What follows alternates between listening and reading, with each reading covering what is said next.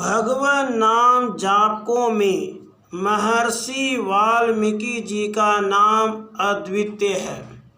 उनके संबंध में यह प्रसिद्ध है कि वे पहले रत्नाकर नाम के डाकू थे और प्रतिलोम क्रम से श्री राम नाम का जप करके ब्रह्मा जी के समान पूज्य बन गए। उल्टा नामू जपत जगु जाना, वाल्मीकि भय ब्रह्म समाना। जान आदि कवि तुलसी नाम प्रभाऊ, उल्टा जपत कोलते भय ऋषिराऊ। भगवदस्य कीर्तन में ये अद्वितीय है। 100 करोड़ श्लोकों में भगवान श्री राम के यश का इन्होंने विस्तार पूर्वक गान किया। योग वासिष्ठ महारामायण, वाल्मीकि रामायण, आनंद रामायण, अद्भुत रामायण आदि उनकी रचनाओं के संक्षेप हैं।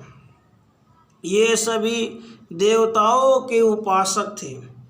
श्री अप्पय्य दीक्षित ने रामायण सार संग्रह में सिद्ध किया है कि श्री रामायण में सर्वत्र भगवान शंकर के परत्व की ही ध्वनि सुनाई देती है।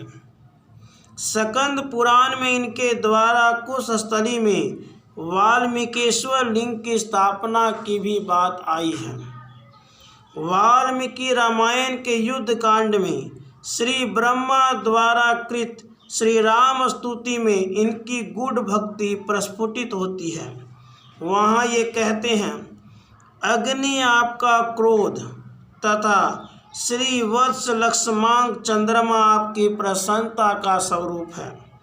पहले वामन अवतार में आपने अपने पराक्रम से तीनों लोकों का उल्लंघन किया था। आपने ही दुर्धर्ष बलि को बांधकर इंद्र को राजा बनाया था। भगवती सीता लक्ष्मी तथा आप प्रजापति विष्णु हैं। रावण के वध के लिए ही आपने मनुष्य शरीर में प्रवेश किया है और यह कार्य आपने संपन्न किया है। हे देव, आपका बल, वीर्य तथा पराक्रम सर्वथा अमोघ है। श्री राम, आपका दर्शन और स्तुति अमोघ है तथा पृथ्वी पर आपकी भक्ति करने वाले मनुष्य भी अमोघ होंगे। वे फिर कहते हैं, जो पुराण पुरुषोत्तम देव आपकी भक्ति उपासना करेंगे वे इस लोक तथा परलोक में भी अपनी समस्त काम वस्तुओं को प्राप्त कर लेंगे। श्रीमद् अध्यात्म रामायण तथा आनंद रामायण में यह प्रसंग आता है कि वन यात्रा में भगवान श्री राम इनके आश्रम पे पधारे और उन्होंने इनसे अपने रहने के लिए उचित स्थान का संकेत पूछा।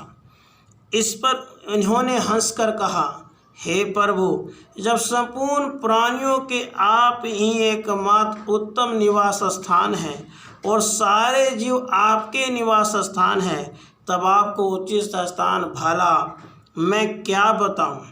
तथापि जब आपने पूछा है तब सुनिए। जो शांत समदर्शी और राग द्वेष से मुक्त है और अहर्निश आपका भजन करते उनके हृदय में आप विराजिए। जो आपके मंत्र का जप करता तथा आपकी ही शरण में रहता है, उसके हृदय में आप सीता सहित सदा सुखपूर्वक निवास करें। जो सदा चित्त को वश में रखकर आपका भजन करता तथा आपके चरणों की सेवा करता है, आपके नाम जप से जिसके सब पाप नष्ट हो गए हैं, उसका हृदय आपका निवास गृह है।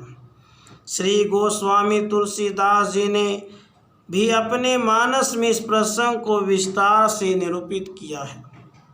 वे इनकी भक्ति से बहुत प्रभावित हैं। कवितावली आदि में उन्होंने इनके निवास स्थान का बड़ी श्रद्धा से चित्रण किया है और उसकी महिमा गाई है। व्यासदेव ने बृहद धर्म पुराण में इनकी तथा इनके रामायण की बहुत प्रशंसा की है। कालिदास आदि कवियों की भी इनमें अतुल श्रद्धा थी। इनकी पवित्र भक्ति के परिणाम स्वरूप मूर्तिमती भक्ति भगवती सीता ने इनके यहाँ निवास किया। इनकी वह परिचर्या, लव कुश का पालन, शिक्षण आदि अवांग मन सगोचर ही है।